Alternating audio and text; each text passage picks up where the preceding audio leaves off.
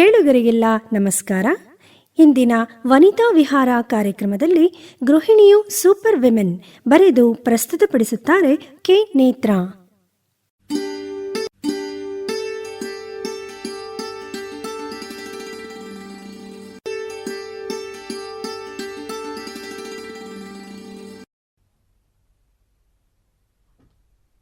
ಕೇಳುಗರಿಗೆಲ್ಲ ನಮಸ್ಕಾರ. ಇವತ್ತಿನ ವನಿತಾ ವಿಹಾರ ಕಾರ್ಯಕ್ರಮಕ್ಕೆ ನಿಮಗೆಲ್ಲ ಆತ್ಮೀಯ ಸ್ವಾಗತ.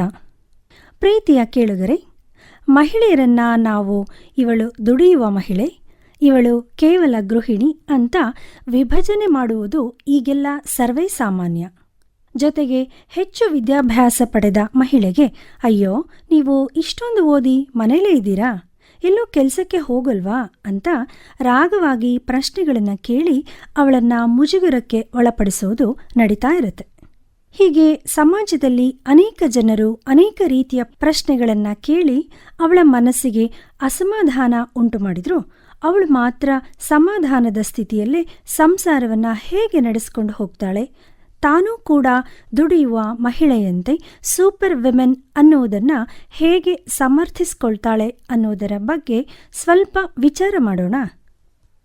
ಸಾಮಾನ್ಯವಾಗಿ ಮಹಿಳೆಯರು ತಮ್ಮ ವಿದ್ಯಾಭ್ಯಾಸದ ನಂತರ ವೃತ್ತಿ ಬದುಕನ್ನು ಪ್ರಾರಂಭ ಮಾಡಿದ್ರು. ಮದುವೆಯ ನಂತರ ಸಂಸಾರದ ಜವಾಬ್ದಾರಿಯನ್ನು ಕೂಡ ಅವಳು ಅನಿವಾರ್ಯವಾಗಿ ನಿಭಾಯಿಸಬೇಕಾಗತ್ತೆ.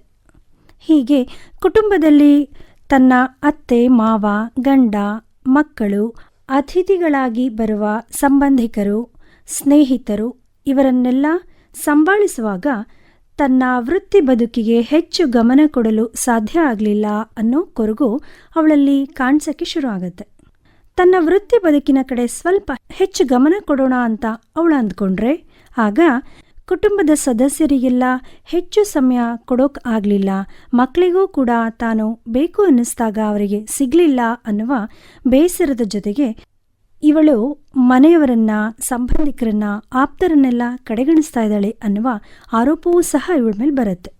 ಮನೆಯಲ್ಲಿ ಕಿರಿಕಿರಿ, ಅಸಮಾಧಾನ, ಮಕ್ಕಳ ಆರೋಗ್ಯದಲ್ಲಿ ಏರುಪೇರು, ಹೀಗೆ ಅನೇಕ ಸಮಸ್ಯೆಗಳು ಶುರು ಆಗತ್ತೆ.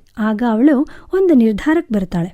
ಹಾಗಾದರೆ ಸಂಸಾರಕ್ಕೂ ಔದ್ಯೋಗಿಕ ಬದುಕು ಅಂದರೆ ತನ್ನ ವೃತ್ತಿ ಬದುಕಿಗೂ ಸಮನಾದ ಗಮನ ಕೊಡೋಣ, ಎರಡನ್ನೂ ಬ್ಯಾಲೆನ್ಸ್ ಮಾಡೋಣ ಅಂತ ಅಂದ್ಕೊಳ್ತಾಳೆ.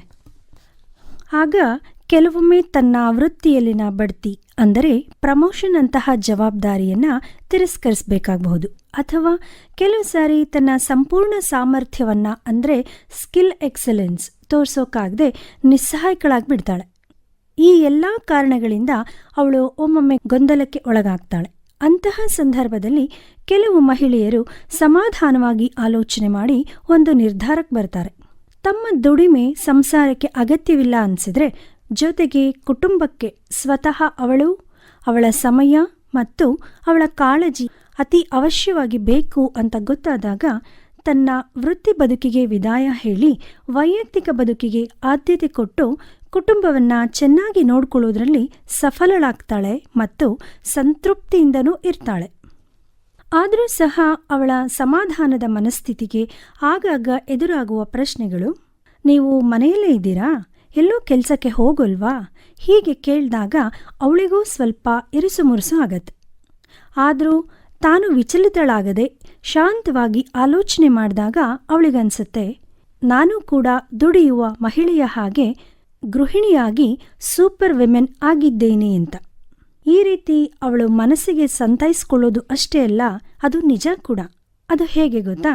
ಈಗ ನೋಡಿ, ಹೊರಗೆ ಹೋಗಿ ದುಡಿಯುವ ಮಹಿಳೆ ಪಗಾರ ಅಂದರೆ ಸಂಬಳದ ಜೊತೆಗೆ ಗೌರವವನ್ನು ಸಂಪಾದಿಸ್ತಾಳೆ.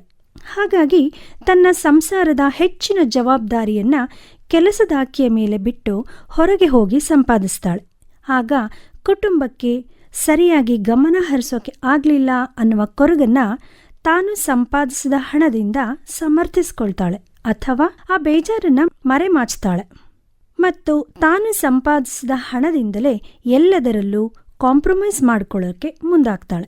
ಜೊತೆಗೆ ಮಕ್ಕಳಿಗೆ ಅಮ್ಮ ಬೇಕು ಅನ್ನಿಸ್ದಾಗ ಸಾಕಷ್ಟು ಸಮಯ ಕೊಡೋಕೆ ಆಗದೆ ತನಗೆ ಸಿಕ್ಕ ಸಮಯವನ್ನ ಮಕ್ಕಳೊಂದಿಗೆ ಚೆನ್ನಾಗಿ ಉಪಯುಕ್ತವಾಗಿ ಕಳೀತಾ ಇದ್ದೇನೆ ಅಂತ ಸಮರ್ಥಿಸ್ಕೊಳ್ತಾಳೆ. ಕಡೆಗೆ ತಾನು ದುಡಿದದ್ದು ಸಾಕೆನಿಸಿದಾಗ ಸಂಪೂರ್ಣವಾಗಿ ಸಂಸಾರಕ್ಕೆ ವಾಪಸ್ ಬರ್ತಾಳೆ. ಆದರೆ ಆಗ ಸಂಸಾರಕ್ಕೆ ಅವಳ ಅಷ್ಟು ಪೂರ್ಣ ಪ್ರಮಾಣದ ಅವಶ್ಯಕತೆ ಇರೋದಿಲ್ಲ.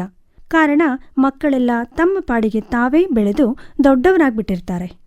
ಆದರೆ ಮನೆಯಲ್ಲಿ ಗೃಹಿಣಿಯಾಗಿ ದುಡಿಯುವ ಮಹಿಳೆಯ ಕಾರ್ಯಕ್ಷೇತ್ರ ಕೇವಲ ಸಂಸಾರ ಮಾತ್ರ ಆಗಿರತ್ತೆ. ಆದರೂ ಸಹ ಅವಳು ಹಲವಾರು ಪಾತ್ರಗಳನ್ನು ನಿರ್ವಹಿಸ್ತಾ ಇರ್ತಾಳೆ. ನೋಡಿ, ಗೃಹಿಣಿಯು ದ ಬೆಸ್ಟ್ ಪತ್ನಿಯಾಗಿ ಗಂಡನಿಗೆ ಸಹಕರಿಸಿ ಅನೇಕ ಸಮಸ್ಯೆಗಳಿಗೆ ಸಲಹೆಗಳನ್ನೂ ನೀಡ್ತಾ ಇರ್ತಾಳೆ.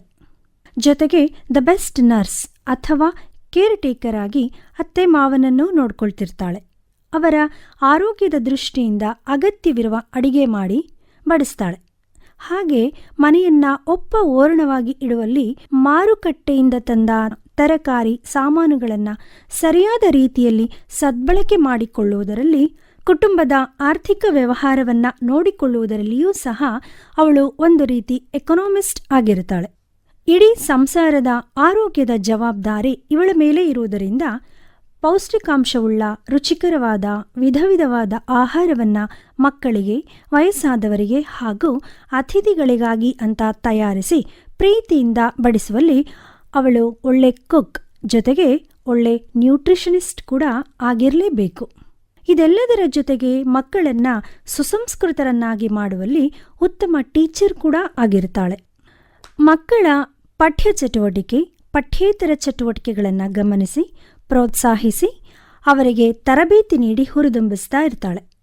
ಜೊತೆಗೆ ತನ್ನ ಮಕ್ಕಳ ಸಾಮರ್ಥ್ಯವನ್ನು ಗಮನಿಸಿ ಅದಕ್ಕೆ ತಕ್ಕಂತೆ ತರಬೇತಿ ನೀಡಿ ಸಾಧನೆ ಮಾಡಲು ಸಹಕರಿಸ್ತಾಳೆ. ಇದೆಲ್ಲದರ ಜೊತೆಗೆ ಆಗಾಗ್ಗೆ ಮನೆಗೆ ಬರುವ ಅತಿಥಿಗಳನ್ನು, ಸ್ನೇಹಿತರನ್ನು ಸಂತೋಷಪಡಿಸಲು ಸಮಾಧಾನದಿಂದ ಸತ್ಕರಿಸುವಾಗ ಅವಳು ಒಳ್ಳೆಯ ಹೋಸ್ಟೆಸ್ ಅಂದರೆ ಆತಿಥ್ಯಕಾರಿಣಿಯೂ ಆಗಿರುತ್ತಾಳೆ. ಅವಳು ಇಷ್ಟೆಲ್ಲ ಮಾಡುವುದು ಸಂಸಾರದ ಒಳಿತಿಗಾಗಿಯೇ ಅಲ್ವಾ? ಇನ್ನು ಗೃಹಿಣಿಯು ತಾಯಿಯಾಗಿ ಮಕ್ಕಳ ಜವಾಬ್ದಾರಿಯನ್ನು ನಿಭಾಯಿಸುವಾಗ ಜೀವನ ಪೂರ್ತಿ ಸಾಕಾಗುವಷ್ಟು ಲಾಭವನ್ನೇ ನೀಡ್ತಾ ಇರ್ತಾಳೆ. ಅದು ಹೇಗೆ ಅಂದರೆ, ಇವಳು ಮಕ್ಕಳಿಗಾಗಿ ಕ್ವಾಂಟಿಟೇಟಿವ್ ಟೈಮ್ ಅಂದರೆ ತನ್ನ ಸಾಕಷ್ಟು ಸಮಯವನ್ನು ಮಕ್ಕಳಿಗಾಗಿಯೇ ಮೀಸಲಿಡ್ತಾಳೆ. ಜೊತೆಗೆ ಕ್ವಾಲಿಟೇಟಿವ್ ಟೈಮ್ ಕೂಡ ಕೊಡ್ತಾಳೆ.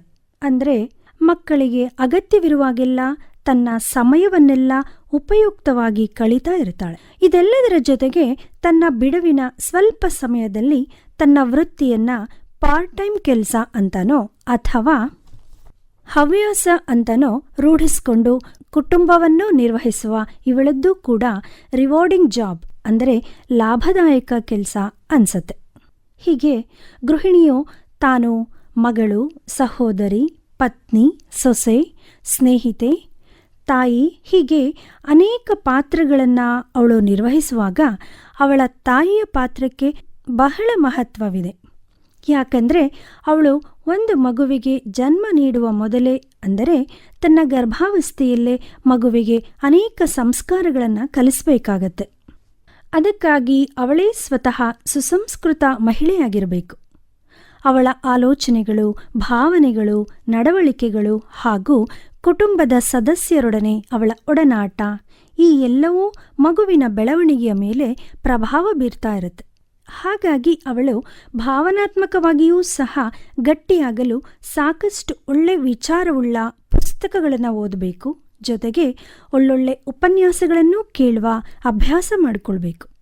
ಅಷ್ಟೇ ಅಲ್ಲ, ದೇಹದ ಆರೋಗ್ಯಕ್ಕಾಗಿ ಒಳ್ಳೆ ಪೌಷ್ಟಿಕಾಂಶವುಳ್ಳ ಆಹಾರ ಸೇವನೆ ಮಾಡಬೇಕು. ತನ್ನ ಹಾಗೂ ತನ್ನ ಮಗುವಿನ ಬಗ್ಗೆ ಇಷ್ಟೆಲ್ಲ ಕಾಳಜಿ ವಹಿಸುವ ತಾಯಿಯ ಬಗ್ಗೆ ಒಂದು ಸಣ್ಣ ಕವನದ ಸಾಲುಗಳು ನಿಮಗಾಗಿ.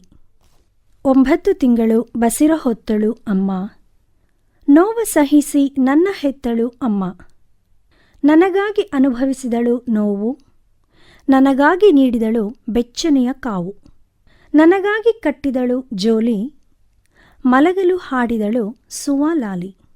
ತೂಗಿದಳು ಜೋಪಾನವಾಗಿ ತೊಟ್ಟಿಲು, ಹಾಲು ಕುಡಿಯಲು ಬೆಳ್ಳಿ ಬಟ್ಟಲು. ಕೆನ್ನೆಗೆ ನೀಡಿದಳು ಮುದ್ದಾದ ಮುತ್ತು, ಹೊಟ್ಟೆ ತುಂಬ ತಿನ್ನಿಸಿದಳು ಕೈತುತ್ತು. ಅವಳಿಗೆ ನಾನೇ ಮುತ್ತು ರನ್ನ, ಮುದ್ದಿನಿಂದ ಕರೆಯುವಳು ನನ್ನ ಚಿನ್ನ. ಅತ್ತರೆ ತೋರುವಳು ಚಂದಮಾಮ, ನಕ್ಕರೆ ಕರೆಸುವಳು ಸೋದರ ಮಾಮ.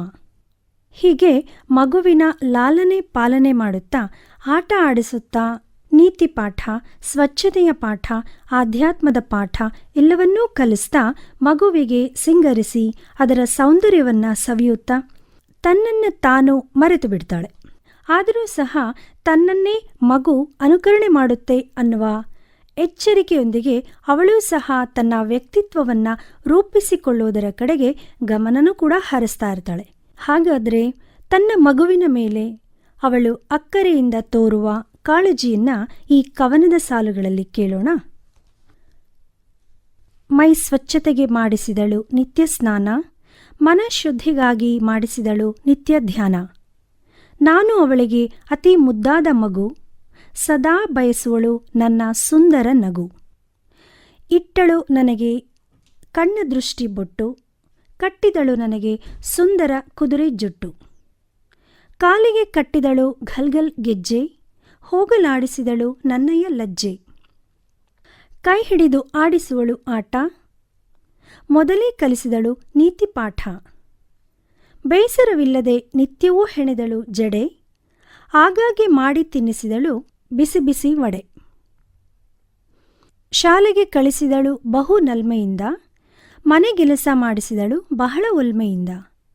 ಮಾಡಿದಳು ಅಂತರಂಗ ಬಹಿರಂಗ ಶುದ್ಧ, ನನ್ನ ಪಾಲಿಗೆ ಅವಳೇ ಕಾರುಣ್ಯದ ಬುದ್ಧ.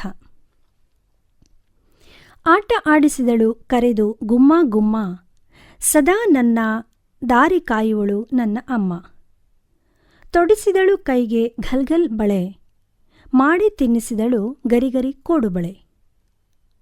ಕಟ್ಟಿದಳು ದೃಷ್ಟಿಯ ಕಪ್ಪು ದಾರ, ಮಾಡಿಸಿದಳು ಕೊರಳಿಗೆ ಮುತ್ತಿನ ಹಾರ. ಕೇಳುಗರೆ, ತಾಯಿಯಾದವಳು ಭಾವನಾತ್ಮಕವಾಗಿ ಮಗುವಿನೊಡನೆ ಎಷ್ಟು ಬೆರೆತೋಗ್ಬಿಟ್ಟಿರ್ತಾಳೆ ಅಲ್ವಾ? ಬಗೆ ಬಗೆಯ ತಿಂಡಿ ತಿನಿಸುಗಳನ್ನು ಮಾಡಿ ಮಗುವಿಗೆ ತಿನ್ನಿಸಿ ಖುಷಿ ಪಡ್ತಾಳೆ. ಮಗುವಿಗೆ ತನ್ನಿಷ್ಟದಂತೆ ಸಿಂಗರಿಸಿ ಸಂಭ್ರಮಿಸ್ತಾಳೆ. ದೃಷ್ಟಿಯಾಗದಂತೆ ಎಚ್ಚರಿಕೆ ವಹಿಸುವ ತಾಯಿಯೇ ಮಗುವಿಗೆ ಸ್ವರ್ಗದಂತೆ ಕಾಣ್ತಾಳೆ. ತನ್ನದೆಲ್ಲವನ್ನೂ ತ್ಯಾಗ ಮಾಡಿ ಮಗುವಿನಲ್ಲಿ ಧೈರ್ಯ ತುಂಬಿ ಮಗುವಿನ ಅಗತ್ಯತೆಗಳನ್ನು ಪೂರೈಸುವಲ್ಲಿ ತನ್ನ ಸಮಯವನ್ನೂ ನೀಡಿ ಸಹನೆ ತಾಳ್ಮೆಯನ್ನು ಕಲಿಸ್ತಾ ಅವಳೇ ಮಗುವಿಗೆ ಮಾದರಿಯಾಗಿರ್ತಾಳೆ. ಅದನ್ನು ಈಗ ಒಂದೆರಡು ಕವನದ ಸಾಲುಗಳ ಮೂಲಕ ಹೇಳೋದಾದರೆ, ನಾನು ಅತ್ತರೆ ಅವಳೂ ಅಳುವಳು, ನಾನು ಅತ್ತರೆ ಅವಳೂ ಅಳುವಳು, ನಾನು ನಕ್ಕರೆ ಅವಳೂ ನಗುವಳು. ನನ್ನ ಪಾಲಿಗೆ ಅವಳೇ ರಕ್ಷಣಾ ದುರ್ಗ, ನನ್ನ ಪಾಲಿಗೆ ಅವಳೇ ಸುಂದರ ಸ್ವರ್ಗ. ಮಾಡಿದಳು ನನ್ನ ಬಾಳನ್ನು ಬಂಗಾರ, ಅವಳೇ ನನ್ನ ಸೊಬಗಿನ ಮಂದಾರ. ನನ್ನಯ ಅಮ್ಮನ ಮಡಿಲು ಭುವಿ ಸ್ವರ್ಗಕ್ಕಿಂತಲೂ ಮಿಗಿಲು. ಹೆಜ್ಜೆ ಹೆಜ್ಜೆಯಲ್ಲೂ ಗಮನಿಸಿದಳು ಕ್ಷಣ ಕ್ಷಣ, ಎಂದೆಂದಿಗೂ ತೀರಿಸಲಾಗದು ಅಮ್ಮನ ಋಣ. ಮಾಡಿದಳು ನನಗೆ ಮಹತ್ತರ ಸೇವೆ, ನೀಡಬೇಕಲ್ಲವೇ ಸ್ವಲ್ಪವಾದರೂ ಅಳಿಲು ಸೇವೆ. ಓ ಅಮ್ಮ, ಓ ಅಮ್ಮ, ನಿನಗೆ ಯಾರೆಲ್ಲ ಸರಿಸಾಟಿ, ಓ ಅಮ್ಮ ನಿನಗೆ ನಾನೇ ಸರಿಸಾಟಿ. ಓ ಜೀವಜ್ಜನನಿಯೇ, ನಿನಗೆ ಕೋಟಿ ನಮನ. ಓ ಮಮತಾಮೂರ್ತಿ, ತ್ಯಾಗಮೂರ್ತಿಯೇ, ನಿನಗೆ ಕೋಟಿ ಕೋಟಿ ವಂದನ.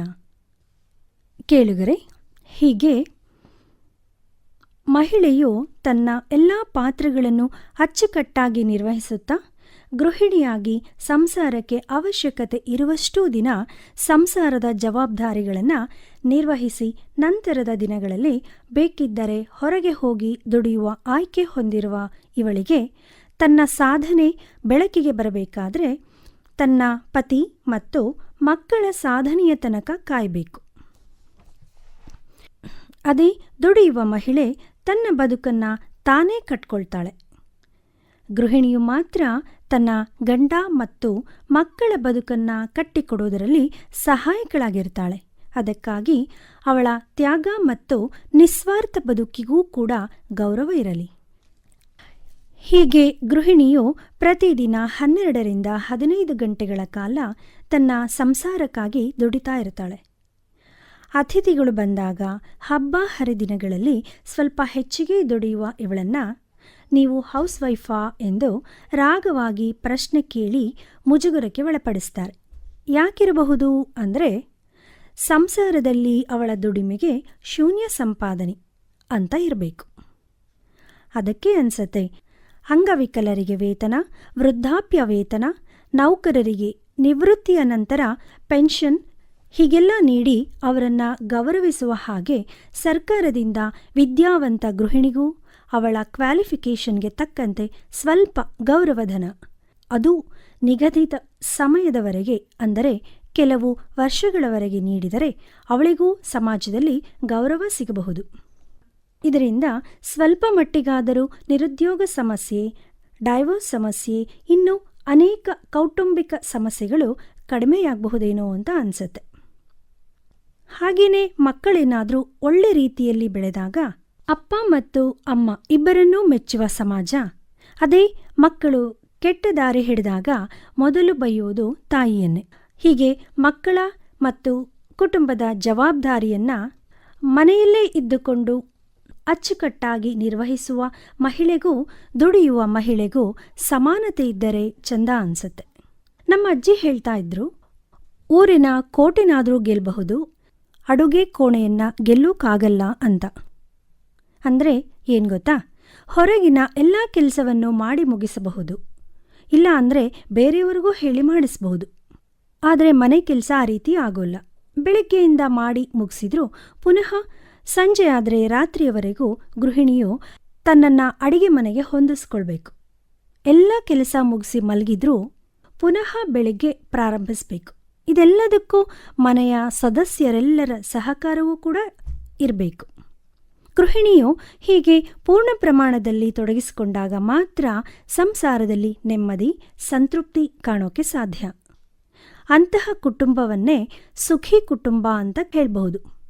ಹೀಗೆ ಆರೋಗ್ಯದಿಂದಿರುವ ಕುಟುಂಬಗಳಿಂದ ಅಲ್ವಾ ಒಂದು ಒಳ್ಳೆ ಸಮಾಜ ನಿರ್ಮಾಣ ಆಗೋದು.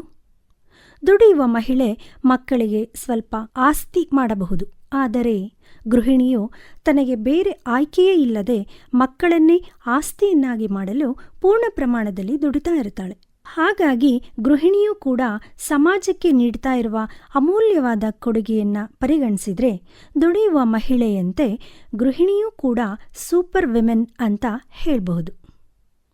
ಆತ್ಮೀಯ ಕೇಳುಗರೆ, ಒಂದು ಭಾವಗೀತೆಯೊಡನೆ ಇಲ್ಲಿಗೆ